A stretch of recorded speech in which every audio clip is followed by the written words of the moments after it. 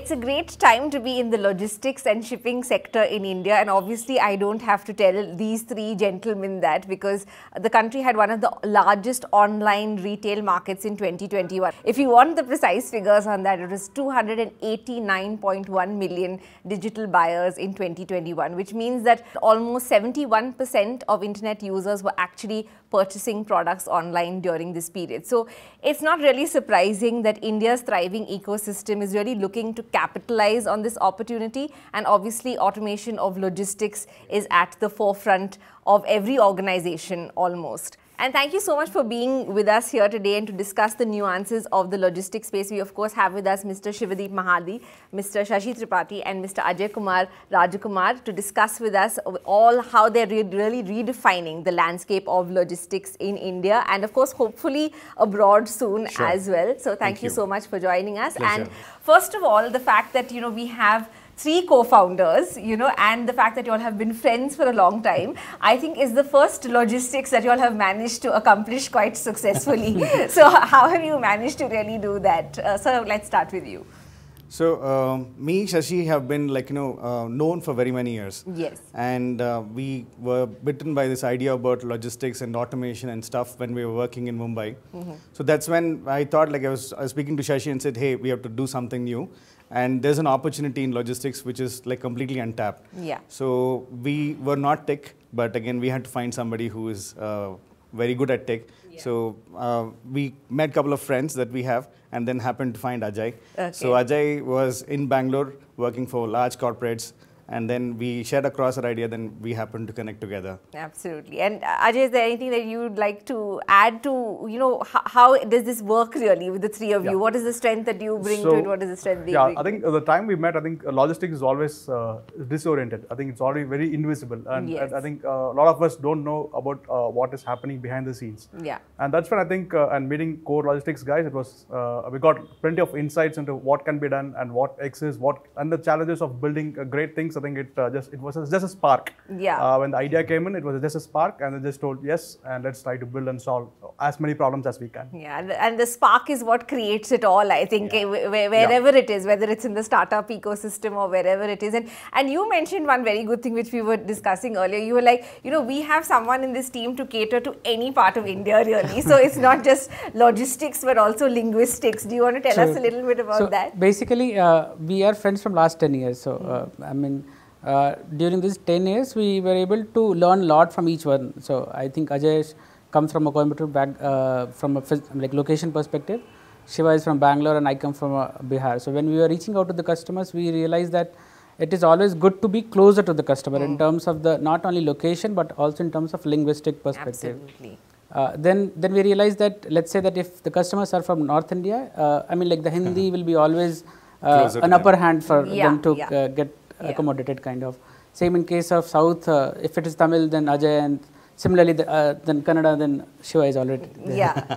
So that's how it actually worked very nicely, and we were able to reach out to the customers in much faster pace than what we would have done if we were all from one location actually. Absolutely. So in logistics, it makes more important to know the local language. Reason is the executives who do the warehouse operation or somebody who does shipping are predominantly localites. So my logistics head can be from a different region, but the logistics executives will be from local. So that's what gave us an upper hand to connect with them and build more solutions stable. Absolutely. And you clearly need an upper hand because this industry is growing so fast at such a pace. So, obviously with pace comes problems also, So what are the kind of problems, if any, that I'm sure there must be problems with this kind of scale of growth. What are the problems that you encounter, and can you give us an overview, any idea of the scale of this? How are you tackling it at eShipz really? So from the problem perspective, we realized that there are many solutions which are operating in silos. There was no stitching of solutions all put together. When we were reaching out to larger corporates, they realized that there is a problem. When it comes to execution, it was more of a change management what was required from there. So they realized that there is a need, but we don't want to change it. Okay. Because the approvals take a lot of time. We have more of ERP systems in place. So from that perspective, we face problem in terms of change, making people convinced about the requirement of the solution. Okay. Because we were bringing all 6-7 solutions in one place. So that was one problem. Otherwise, it was very well accepted by the customers because they realize that the founding team is from logistics industry. We know the background. We have actually worked, I mean, like in the warehouse, seen the warehouse operations and all. So acceptance was much better when we reached out to our customers. Yeah, so when we met these executives on the floor, there was a, resistance in terms of understanding that there was a problem, but the supply chain had this problem visible for them. Okay. So to get the information from bottom up and top down, we had to do a little bit of effort, but otherwise, it made a lot more sense for us to speak to those executives and make them realize there is a problem, and then they accepted the problem that it is there.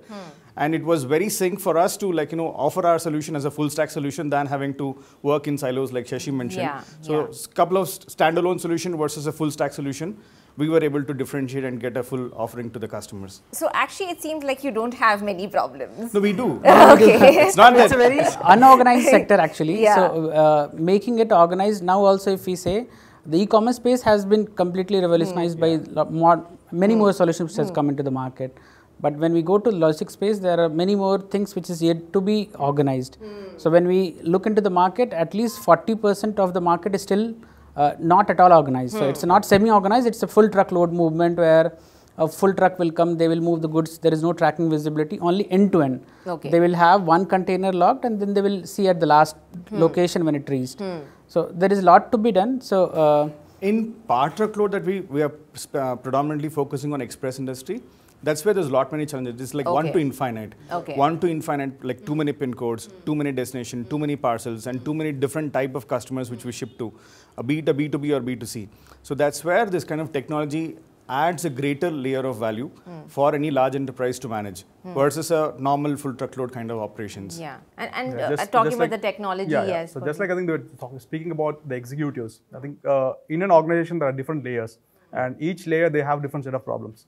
So the only issue was I think they were not communicating with each other. Yeah, so that's why I think we came in and proposed a solution. So each level of executives, they were able to understand and probably make use of the system in a much better way. Okay. So that said, I think yes, technology is always an enabler, and it always helps you to bring about the visibility that was lacking in the system, right? Earlier, people were just spending more time on the phones, but now I think they don't even have to do that. Just send the receiver gets an SMS or WhatsApp. They just track by themselves without calling the shipper of the goods. Absolutely. So it's actually the whole landscape is really being redefined as we speak right now, and it's not just printing of barcode or shipping labels. It's like a lot more nuanced, right? Is there anything that you would like to add to that? Like how you feel that the entire experience has changed really, from the actual order being placed to everything, even the technology you can bring in the whole solution. So when we speak to any corporate, they are predominantly worried about how do I process an order, be it a B2C or a B2B. So our major focus is on helping the logistics executive or logistics head to complete an order life cycle. So that's where we bring in value. It's not just only barcode printing, it's not about tracking, it's complete life cycle of an order is what we are trying to work on.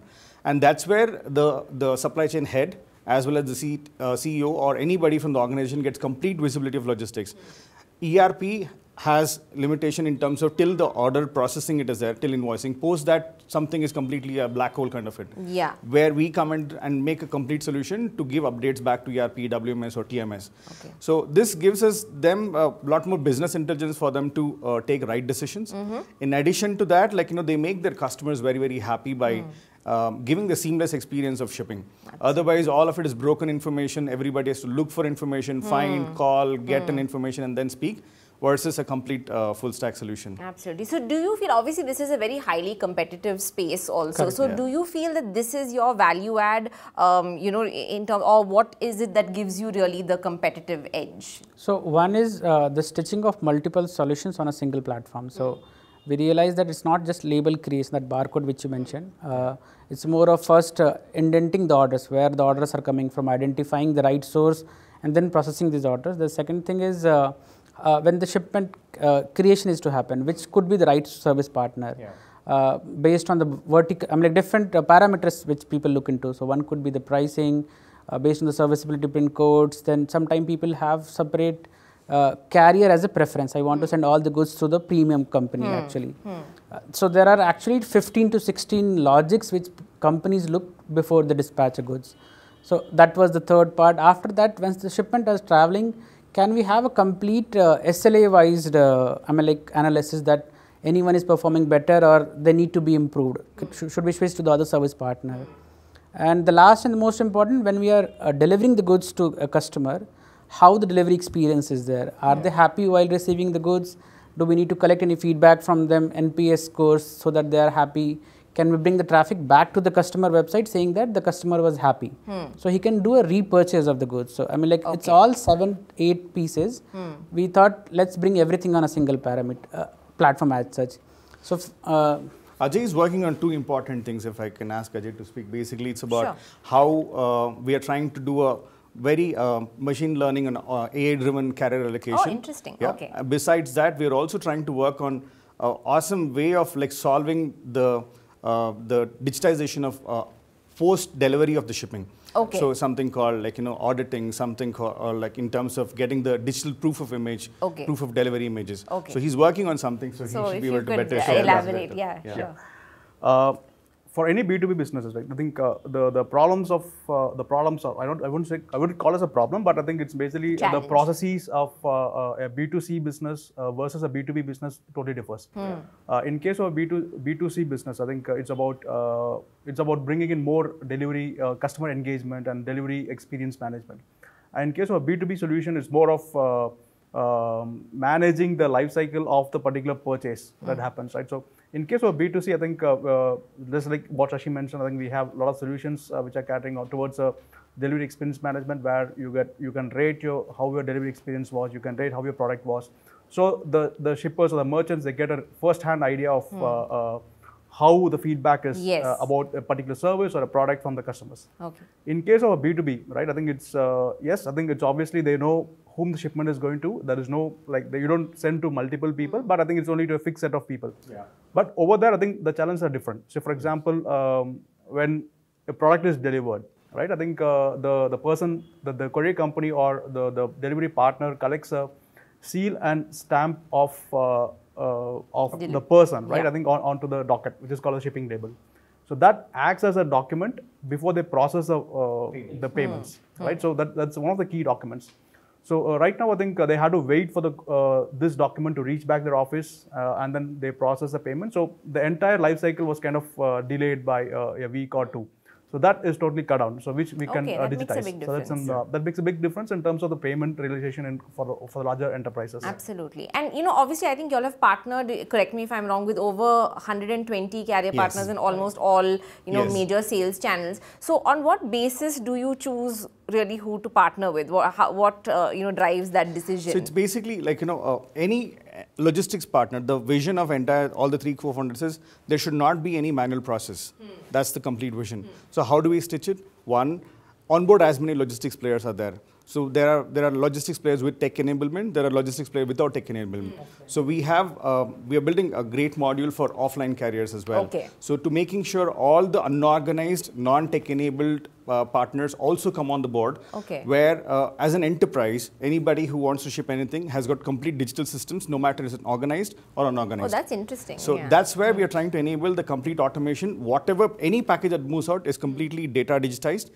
And all the information flows back to ERP or any platform and get complete visibility. Okay. So that's just one like side. he mentioned, I think yes, we are working on some AI and ML technology, and the basis for that is data. Yeah. Okay. So unless the data is digitized, I think you can't perform any kind of analytics over it. So that's why I think we want to just solve that problem as well of digitizing the other non-digitized players in the market. Okay. And talking about data, what about the security of the data? How does that work?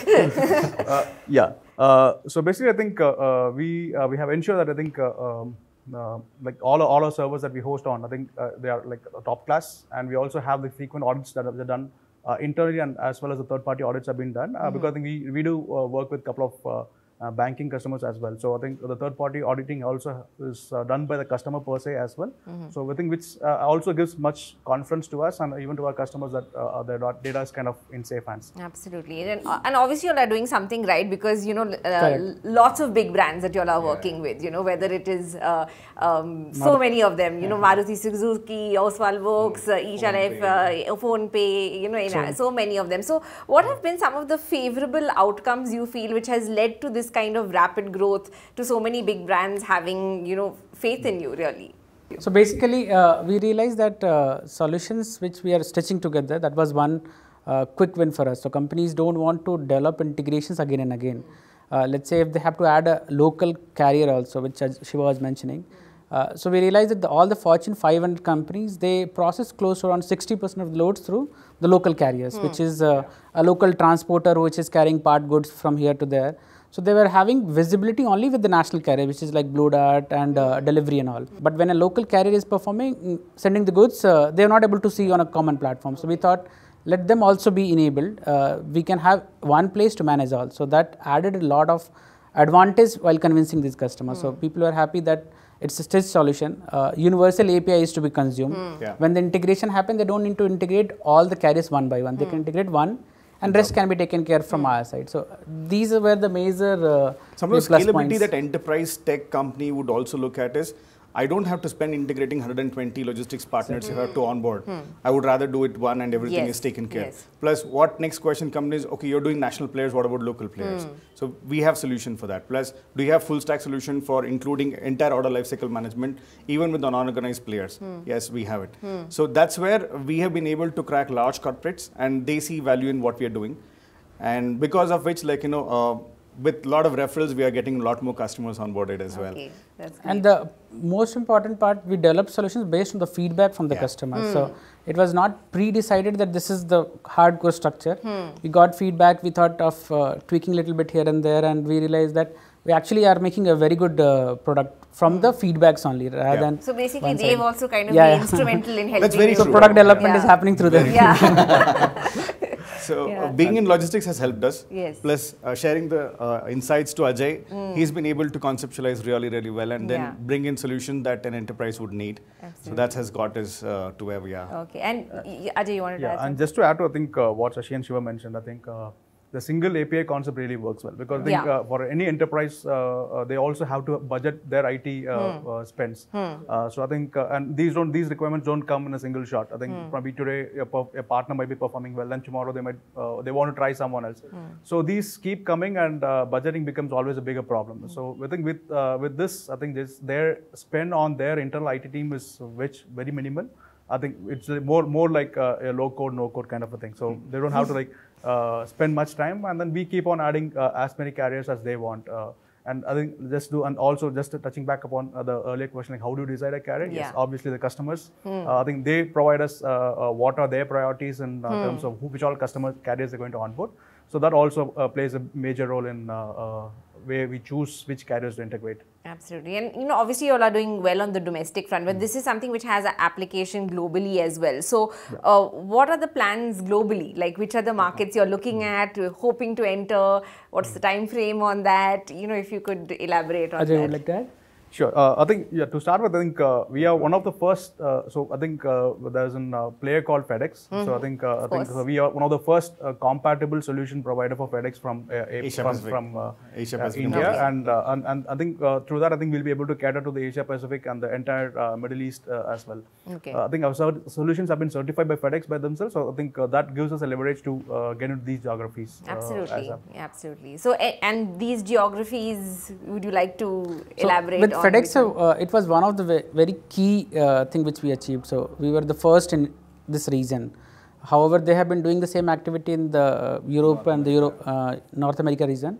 So it gave us leverage that we can reach out to the customers because we have been certified by the FedEx. So these are actually opening up 74 countries actually. So we want to go one by one. So we identified that let's start with Gulf GCC countries and maybe later on Southeast Asia. We have couple of wins actually. So we have 4 customers who are actually using the platform from these locations, and 2 of them are comparatively larger, and 2 of them are e-commerce players. So we want to have maybe more success in India first, and then go more aggressive on the global market. Maybe 3-4 months down the line, we can look into those markets also. Right. And in terms of talking about more success in India, obviously, you know, the business in non-metros is also very important for the growth of any logistic services. But there are issues with that also in terms of a lack of access, extra time taken to acquire certain things. So how do you really actually help your customers to expand into non-metros if that's what they want to do? One key thing is, like, you know, since we are any enterprise that we deal with, so assuming they have like warehouses in multiple remote areas. So ours is being a tech solution, so it gets integrated to their main core system. So the user journey to learn a news application is not much of it is there. So our scale, whether it is metro, non-metro, does not really exist. Okay. So if they're using a particular system, it goes along with that and they'll be able to scale. So today I'm starting at one location, I can immediately scale up to 200 locations next day. Just that, the user will continue to use the same process and can ship it. So it doesn't really make... For me, no, because that much it's great thing that, I don't have limitations in terms of geography. It's purely user journey, and it is the normal shipping process we are trying to automate and people are comfortable. We have customers from Baddi, which is Himachal Pradesh, extreme location. Wow. Solan, couple of like extremely remote locations. Yes. Yeah. And our warehouse, our customers' warehouse is not within city, so it's almost extremely outside the city. So this is something you're used to, essentially. Yeah. Part and parcel of the logistics means that. Logistics means outside the city. So. Yes, absolutely. So, and also talking about, the journeys that one has to take to, what about your journey in terms of your funding journey? Where are you on right now? What do you think, what numbers from that journey do you think will impress investors in the future or potential investors? What would you like to share about that? So, in terms of funding, we were actually lucky to raise 2 funds till date. So these were more of an angel and pre-series kind of funds, pre-seed I can say. We are looking to raise funds in the recent time. So the growth which we have achieved in the last 1 year was very helpful in order to get more conviction from our existing investors. So we grown almost 21 times in terms of the parcels which we processed on our platform. So we processed close to around 21 million packages till date on our platform. Wow. So that was a key win. Initially, we were not very focused on the revenue part because we realized that once we, till we have a more of a customer acquisition done, we will not be able to charge them. So we wanted to get entry into the larger corporates and then gradually build up more. Okay. So I think we are on the right track, and I think we should be able to do much better in the next few months to come. Yeah, so it's one in terms of investment. Second is basically the customers are giving us more volume. So ex-customer, what had committed to us initially, because of the usefulness, they're able to put like 3 times, 4 times volume on our platform. So with that, the growth is automatically happening, and this is what we are trying to show as a growth story. And there's a lot more potential in the segment of logistics for us to automate. So that's where we are going back to investors again, saying that this is an opportunity. So wallet share per customer actually increased. Okay. So what happened, they were giving only just part of the load, thinking that we are a startup, we may not be able to consume all this. Then they gradually understood that we can do more. So they started passing, because you can handle it. Yeah, we actually target larger corporates. So so they don't want to give all the things at first go. They will have multiple requirements which keep coming. So that's how we have been growing. So they are actually investors also. I mean, like customer ourselves are an investor in our organization. Okay. I mean, like through the revenue which we are generating from them. So they give you the feedback and they give you the product development. Yes. So they're a very integral part of your journey. Yes. Ajay, would you like to add anything to that? Yeah, I think that said, I think yes, the wallet share is increasing, and there are also some customers I think who within their organization are taking us to the global level as well. So I think where I think they currently use in India, but I think being most of the ERPs, especially for a global organization, I think they are kind of shared across all the regions, right? So since the integrations are done, I think they are also helping us to move towards other geographies. Okay. I mean, the customers themselves are also pushing us getting into the next set of geographies. Wow, so everyone wishes they had customers like this. No, yeah, we're fortunate for that because the customers do take us to different geographies. Like one partnership with FedEx and a lot many other customers we say. So the solution is good here. The same thing can we do it in other geography, Middle East, Japan, other places. So no, for this to happen, we actually spent almost 10 years to reach to this. I mean, like not that the customers agreed at the first time. No, of course not. So, I think that would have been exactly. I mean, like we started building connects of the past, started reaching out to the right people. They give us part of the road. I mean, like 5% is what we were getting initially. Now we are at a stage where we are getting close to around 30-40% of wallet share of the larger corporates. For e-commerce, I think we are doing all, but for the larger corporates, we are yet to get the full share and all. Okay, so it's not an overnight success. It's 10 years in the making, basically, and a lot in between, I'm sure. All that we learned was be it with the customer. Yes. Study what they are going through, what pain are they facing, and how we can ease it. But that's the best way, I think, to learn, right? Like, that's where we are. Like, it's sometimes it was a little tricky also, because customers were having too much of in terms of demand, but in terms of payout, they were little resistant. So we thought, this is more of an investment. I mean, like, unless we build relationship, larger corporates does not convert so easily. So let's give some more time.